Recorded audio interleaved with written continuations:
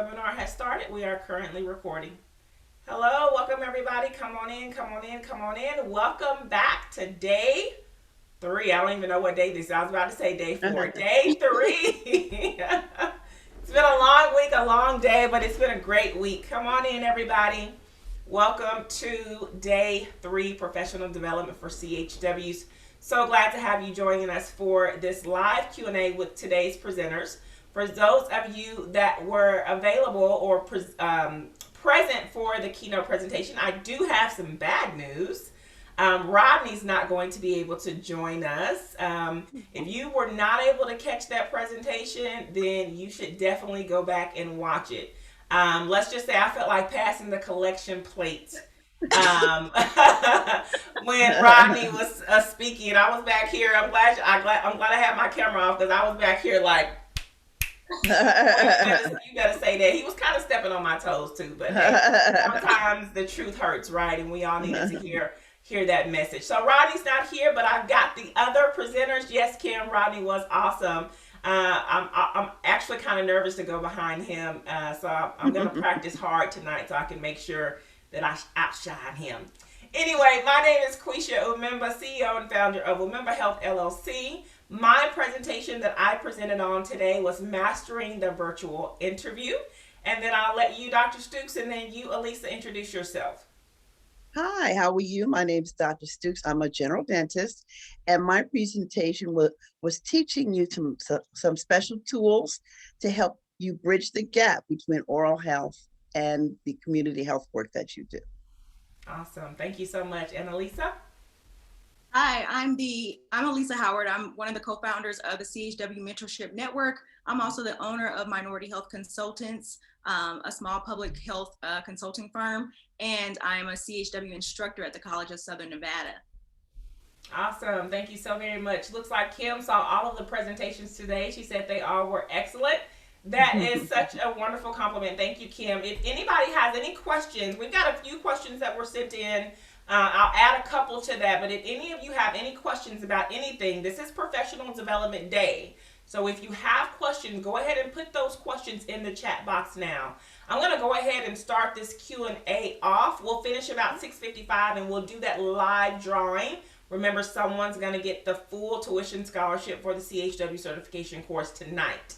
So let's go ahead and jump right into the Q&A. I'll start with you, Dr. Stukes. The first question is, what are some of the barriers to oral health care? I like to share that a lot of the barriers to oral health care are the same barriers that affect access to health care in general. So those social determinants of health, we never think are connected to oral health, but they are. So things like lack of insurance, transportation, there may not be dentists in the community that you're serving, lack of understanding about how important oral health is to overall health. So education levels, money, all the same things, nutrition, all of those same barriers that you are already working with, those are the same barriers. Some of the same barriers. You know, in your presentation, there were so many things that you said, like, you know, if somebody comes in and their teeth are fine, you know, on one appointment, and then they come in 6 months later and their teeth look completely different. I never even thought about, like, okay, drugs. Is it stress? Like, people grind their teeth. My sister even this morning was saying, oh, I have lockjaw. She's going through a lot of stress right now. So until I actually listened to you talk last year when we first got to know each other, and I heard like the correlation between oral health and physical health, I had no idea that there were so many signs and symptoms that the state of your oral health could show. So just always just really fascinated by that. Right. And I love sharing those levels, you know, because, you know, the mouth is so complex and so important. So I like sharing those things that people don't normally think about. Absolutely. Yeah. And I'll just go ahead and stay with you because I know some of Elisa's questions are a lot more drastic, I guess. So let's just kind of not bounce back and forth. Let's keep talking about your topic. The next question says, what role can the CHW play in improving the oral health and wellness of their clients or patients or whatever the term is, because this particular person that sent this question in really finds it hard to believe that they could actually do like those dental assessments. And I think people hear the word assessment and it sounds clinical or medical. So can you kind of tell us, what role can the CHW play and what does that assessment look like done by the Right. CHW? So I view the CHW really as the change agent, extended part of the oral health team. So the role that you would play is education. You are the first level of integration for that patient as far as oral health goes. And then you're also a very important collaborator. So I talk a lot about the referrals and that network that you establish, especially if you're in an area where there's not a lot of dentists or your patients, don't have insurance. You linking them in to that care. But the first thing really is the educational piece. I think in my presentation, I talk about for every $8 that's spent on prevention, you're saving $50 to $300 on emergency and restorative services for a patient. Wow. So you having that opportunity to be one-on-one with the patient and teach them, share with them, and using some of the things that you notice in the assessment, you're able to begin to educate that person and maybe lower some of their fears and encourage them to seek the oral health care that they need. So that's the really important role that you play. Now the assessment part, that's why I did come up with what I call my 90-second smile protocol, because that word assessment really scares people. Mm-hmm. And a lot of the trainings that are out there now for people that are non-dental are kind of, very involved. And, we know you're not going to be going through all these steps, looking at plaque levels and all that stuff like that. So, you're not going to be diagnosing lesions and things, but the basic level of assessment that I share is that's going to help you to get the information that you do need to talk to the patient, educate the patient, and empower the patient, encourage the patient, and not just on the oral health level, but as you're also on the overall health level as well. Because things like diabetes and like that, you're going to be able to talk to them and say, wow, I see you may have your gums are a little red, you have your teeth are a little loose, and this person has diabetes. You're able to now talk to that patient and say, that's really very important, those two. How about I help you to get to a dentist? A lot of people don't realize. So that's your first role, and that's a very important role because you're the ones that are going to get the patient in the dental chair by you spending that time and understanding the importance. So that's where I see the very important role that the CHW plays. So they're really the frontline person, Yes, the they first really person are. that can provide that intervention, and that Absolutely. education is important because that's preventative, right? That actually prevents further damage and down the line. Thank you. Absolutely. And you alluded to the 90-second smile. For those that haven't had the opportunity to go and watch the recording yet, can you tell us what that smile protocol consists of?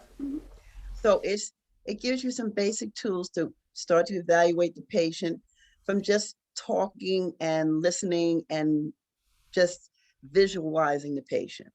So you're going to be looking for things that the S, it's a little acronym to help you. And there's a little card to help you to get into the habit of looking at the mouth from this broader perspective. Okay. So, S would be like this, your face, is it symmetrical? And then M is the mouth. Then you're going to kind of, as they're talking and sharing, that kind of stuff. So it takes you through those steps. And then at the end, you will have some nice information that you've learned from this patient. And now you're better able to support them from a holistic standpoint with I call it mind, body, smile. You'll be I able to love incorporate that. all those things in. I love that mind, body, smile. And there is a great handout too. So if you go to that module, The handout is listed there underneath the recording. So thank you, Dr. Stukes. Okay, we're going to go to Alisa now. You have quite a few questions here. And then a great question came in the chat box from Chica that both you and I can kind of tag team. But first question for you is, how far back on a resume should I go in my work experience if it's related to the position that I want to apply for? That is actually a great question. I was recently doing someone's resume, and it went back to like 2007, but this person only had 4 jobs in their entire life.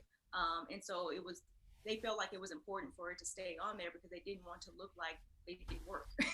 But unfortunately, because we were doing the resume so that this person could go get a CHW job, they were transferring fields, really. I just told them that I didn't think that it was important to stay on there. I like to stay to 10 years. That's the golden rule. But also we wanted to show transferable skills, and their other 3 jobs were able to do that. So if that was not the case and we absolutely needed those other skills on there because maybe the other jobs did not show that, then I would say, okay, let's go ahead and keep that on there. And then you can just explain this in the interview. Okay, thank you. And before I go to the next question, you said something that I know we talked to students about quite a bit, or participants about quite a bit, and that's the transferable skills. Can you provide an explanation of what that is and maybe an example of how you can use that? Yeah, so I love telling my students that they have transferable skills. It's like a shock and like a drop, the mouth drops and everything. So I love that reaction, first of all. But I also love the fact that I'm showing them by pulling out the things that they're telling me about their jobs and things that they've done in their lifetime. And I'm showing them how those skills can be transferred over into the CHW work. So we hear people say, oh, I've just been a mom my whole life. Mm-hmm. Are you serious? Do you know how much mothers do? Yeah. You're caring, you're compassionate. If you're a mother, most likely you have the gifts already to be a CHW. You have the patience to deal with other people, and you know how to rectify situations, problem solving, things of that nature. For the resume that I was just talking about, this person was in retail, and then they were switching over in CHW work, something totally new to them. And so what I showed them was that you have customer service skills. You've learned how to budget because she was running a store. You have all of these program development skills. They were just at a different job. So don't undermine yourself and think that you can't switch careers anytime in your life, because you have transferable skills that you were able to obtain from all your jobs and all your personal things that you've done in your just personal life. And so people don't know. It's interesting to see that people don't have that mindset to just automatically think that way, but it's okay because that's what we're here for. Awesome. Got some great questions coming in. So Kim wants to know, how long should a resume be? She also says, I feel I'm overqualified for a lot of positions. I have a bachelor's, master's. I'm working on my doctorate in public health. I'm in my dissertation section now. Sounds like she might need a CV, but I'm going to let you answer this question. So a resume should only be 1 to 2 pages. You do not want to go over that. One, as a director of an HIV program in my previous life, I did not want to read anything longer than that. First of all, as we're already scanning it, especially if we're in the middle of work and now we have to hire somebody, we're not reading every single line. We are looking for the skills that we need for our position, but we may not read every single thing. If it's 3 pages, I'm definitely not reading it. So I would stick to the 1 to 2 pages. And then as far as this young lady, with all of those degrees and all of that, is she asking whether that's too many degrees to go into CHW work, or I just want to clarify that. No, she just says, Kim, if you're listening, she just says she feels she's overqualified for a lot of positions. So Kim, what type of positions are you actually applying for? Yeah. Are they CHW positions, or are they other types of positions that you're actually applying for? And so I just want to go ahead and say that I've had students in my class, because other countries do not, other countries, or our country actually does not take on other degrees a lot of times. So I've had lawyers as CHWs getting their CHW. I've had a dentist I've had social workers with a master's degree in my classes. And what I like to tell them, because they may be thinking the same thing, is that your skill sets are transferable, one, but also don't look at it as starting over, look at it as adding to. Mm-hmm. Yeah. So she says, I'm a certified community health worker, but plan to go into another area soon. Um, As far as, okay, so as far as being overqualified, I don't like to say that I'm overqualified for anything. I look at everything as I can learn from it, right? If it's a position that I want, I'm just gonna apply for it. Whether I think it's, beneath me or I'm too educated for it or not is really up to you and what you're choosing. And so I would just let her know to look for jobs that do support her education. Look for jobs that say that, they want a master's degree person, and maybe, look for those type of jobs. But I would always say, if you want to do it, just do it. Just apply for it. Yeah. Thank you. Someone put in the chat, is it recommended to obtain a MPH in public health, or will relevant experience in the field, licenses, etc., be sufficient to advance in public health? I can take this if you want me to. So I have a master's in public health. I will say that it depends on the track, right? If you want to go into leadership, if you want to go to administration, chances are you're gonna need that higher degree. That's just how most organizations are set up, unfortunately. If you're trying to just advance in general in public health, yes, I recommend that you get some type of higher degree. And if you can't get the higher degree, you at least want to get the job with the title. So let me provide an example for you. I did 1 year of a doctoral program. So I was getting a doctorate in strategic leadership. I did 2 semesters because I said, I want to be a consultant, and nobody's going to hire me to be a consultant if I don't have my doctorate. So by golly, I'm going to school. And then I got a job as a diabetes nurse consultant, and I was like, oh, I already got the title. I don't have to go to school anymore. So I was like, forget this. Like, it's way too much student debt. It was a lot. It was really stressful. I had a lot going on personally.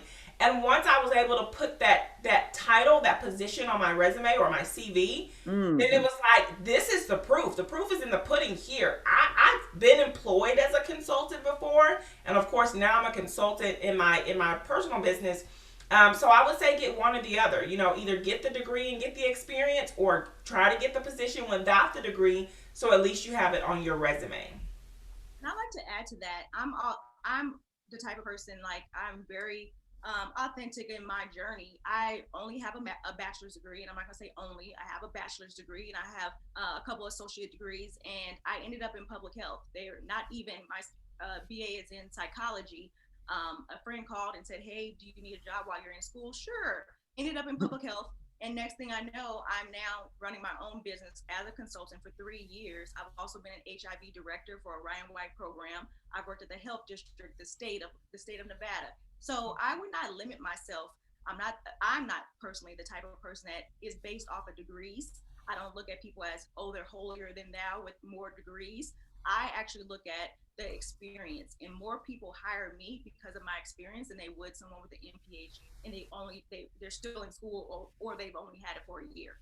And so experience really trumps, still to this day, experience really does trump education. I would say, if you are looking into, like you said, Quisha, administration type jobs at organizations like a health district, then yes, you do need an MPH, but you can pretty much use all of your experience and your transferable skills to do whatever you want to do in public health. Yeah.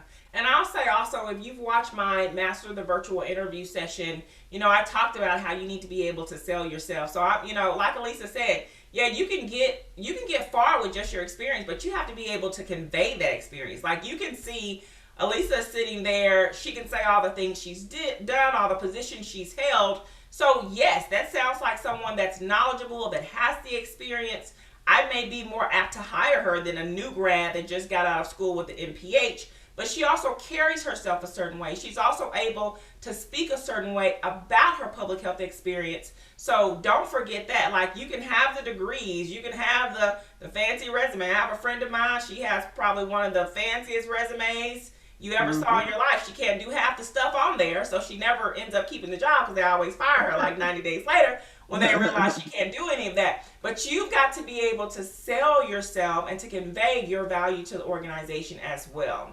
So, Yuri Mhm. said what I heard basically is Mhm. stay humble and go for what you love to do. Yeah, yeah, stay That's humble. that's right.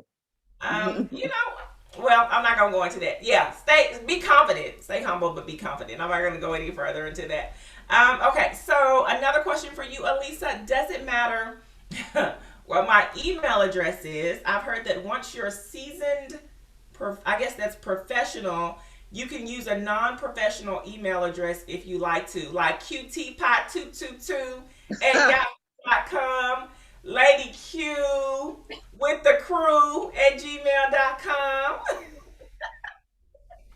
So I am getting back into my director's lens, and even as a small business owner, if I'm looking to do hire somebody for a contract because I have a contract and I need help on it, I look at the resume and I do look at the email address. Everything about your resume tells the person who you are before they even meet you. Yes. So that's why it has to be right. It has grammar, spelling, your email address. If I saw QT at Yahoo, I don't know what I would think. I would not think that you were a professional that I wanted to personally work with. And that's Mm-hmm. just to be completely honest. Yeah. Gmail is free. You can create as many Gmail accounts as you would like. Please Yeah. choose a professional email for your resume. Yeah, I love that. Thank you so much for saying that.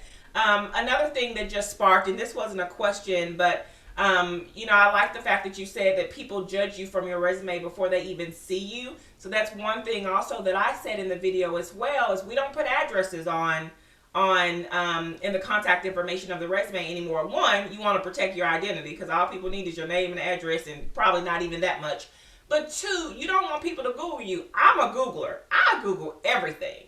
Mhm. And if you live in Mhm. a certain part of town, or you live in a certain type of housing, you don't want people looking up your address and judging you based on where you live. And so, yeah, so make sure you put, your email address, your LinkedIn. That's another thing. People are Googling. People are looking at your LinkedIn. Put your LinkedIn there and also be careful what you are putting on your social media sites. I talked about that as well in my interview Absolutely. session that, you can do everything right and still not get the job because guess what? You had a whole bunch of political posts on your social media. I do that. I do that in all of my businesses. I don't say that I do it, but it's a part of the background screening. I'm going to go to Mhm. social media and I'm going to see what you're doing and what you're talking about and what you're posting and what you're sharing. Because what you share is, 9 times out of 10, if you're sharing it, that's your belief, right?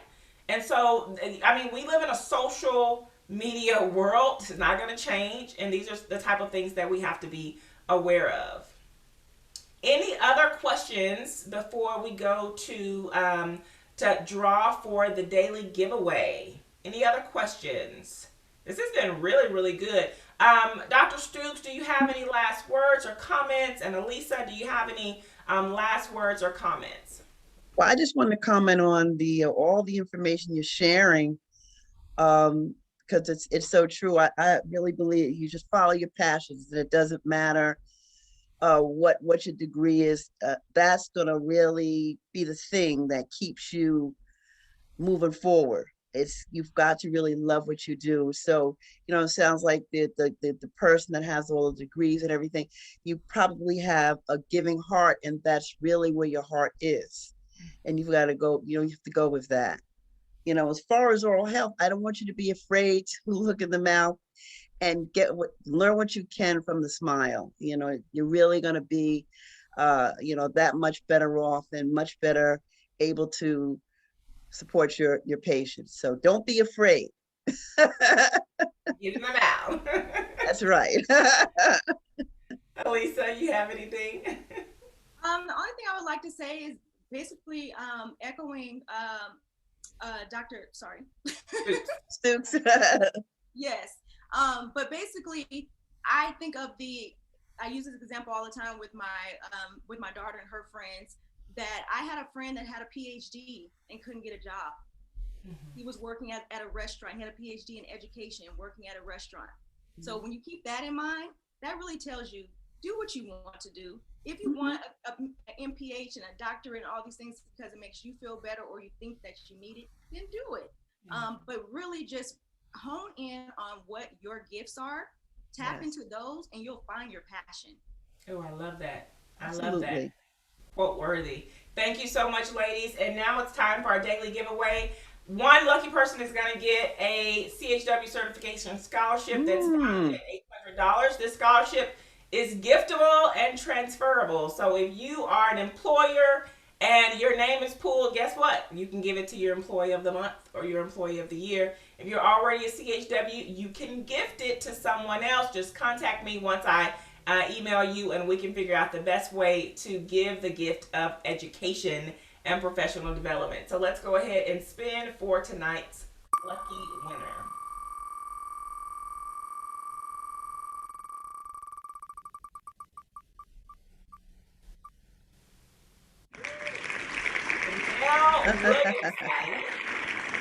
All right, Chanel, congratulations. I'm going to be sending you an email and following up with you, letting you know how you can redeem or gift the CHW certification course. Thank you so much, Edwin, Blanca, everybody that's joined us tonight. Thank you so much, Alisa and Dr. Stukes. Everybody have a great evening. Please join me tomorrow for the last session, 12 noon. Hey, I'm the producer and the speaker. I cannot do any troubleshooting tomorrow. So I'm gonna open it up at 11:30. You better log on and try to get on, because once I start presenting, I'm not gonna be able to send any follow-up emails or anything. All right. Thank you so much for your patience and your time. Everybody have a good evening. All right. Bye-bye.